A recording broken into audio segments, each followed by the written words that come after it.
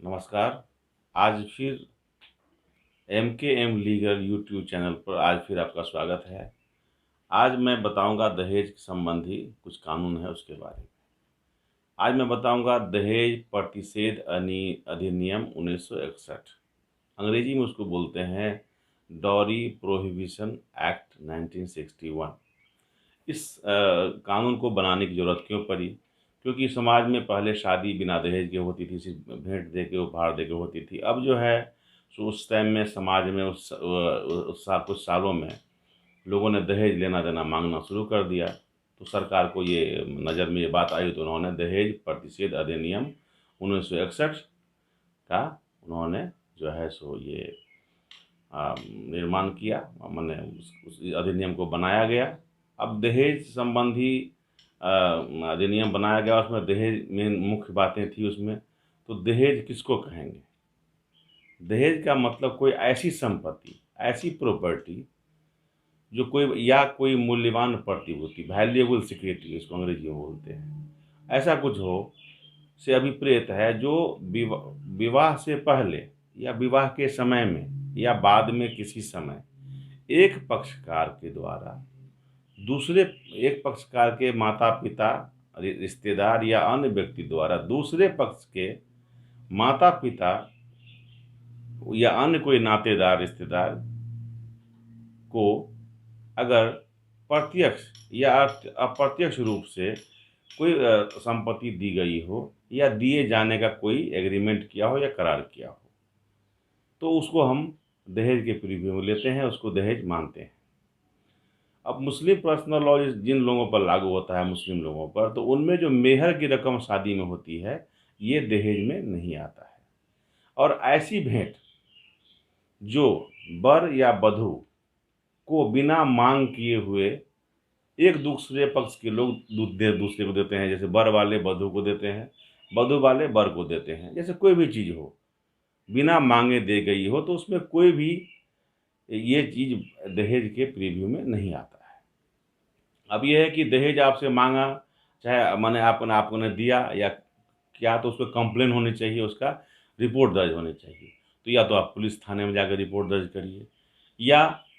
कोई भी आपके रिश्तेदार या नातेदार या माता पिता कोई संबंधी आपके बिहाफ पे जो है सो ये केस कर सकता है। उसके बाद अगर कोई लड़की अनाथ हो, जिसका कोई देख रेख करने वाला नहीं हो, तो ऐसे केस में मान्यता प्राप्त कल्याण संगठन या संस्था जो होती है ये परिवाद दायर करती है, तो उसके आधार पर जो है सो केस होता है और केस में जो है आगे बात होती है। अब ये है कि भाई देना लेना, दहेज देना और लेना, देने के लिए उकसाना या कहना, अगर ऐसा चीज़ में कोई अगर दोषी सिद्ध होता है तो दहेज प्रतिषेध अधिनियम 1961 के धारा 3 के सेक्शन 3 के अनुसार कम से कम 5 वर्ष से के सज़ा से उसको दंडित किया जाएगा और जुर्माना भी होगा, और दोनों से भी दंडित किया जा सकेगा। इसके बाद दहेज मांगने के लिए दंड, उस धारा 3 में दहेज लेने देने के लिए होता है, और फिर धारा 4 जो होता है दहेज प्रतिषेध अधिनियम 1961 का, उसमें दहेज मांगने के लिए दंड दिया जाता है। जैसे वर वधू के माता पिता या कोई रिश्तेदार या संरक्षक प्रत्यक्ष या अप्रत्यक्ष रूप से दहेज मांगता है, तो उसमें अगर दोष सिद्धि हो जाती है तो उसको कम से कम 6 मास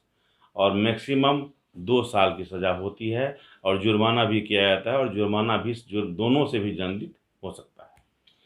उसके बाद शादी के प्रतिफल, कुछ ऐसी शादी होती है जिसे शादी के वर वधू या अन्य नातेदार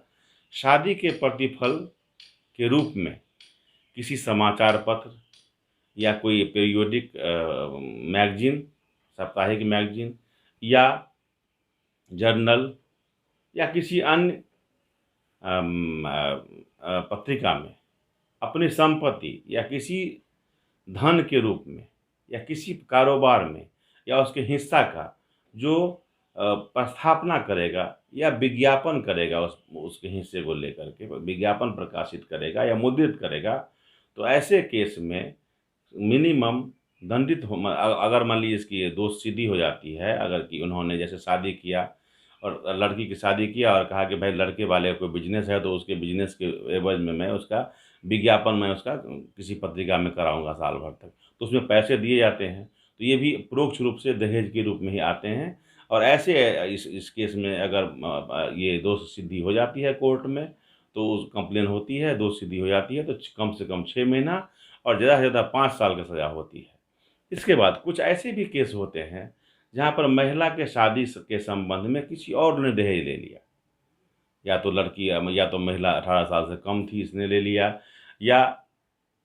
महिला के शादी से पहले ले लिया, या शादी के समय में ले लिया। उस दहेज को दूसरे आदमी ने ले लिया। ऐसा अगर पता चलता है तो इस पता चलने पर शादी होने के 3 मास के भीतर उसके जितने भी दहेज उन्होंने लिया ये तो महिला को ट्रांसफ़र कर देगा, या अगर महिला किसी भी कारणवश मर जाती है तो मैं अगर उसका संतान है तो उसके बच्चों को ट्रांसफ़र कर दिया जाएगा। अगर बच्चा नहीं है तो इस महिला के माता-पिता को जो है सो ये संपत्ति ट्रांसफ़र कर दी जाती है, और संपत्ति ट्रांसफ़र करने के बाद ये उसके काम आता है, उसके इसमें उसके संरक्षण के लिए, उसके माने जीवन यापन के लिए उसके काम आता है। दहेज संबंधी दहेज प्रतिषेध अधिनियम 1961 के बारे में मैंने आज बताया है आपको। अगर किसी महिला से कोई दहेज माँगता है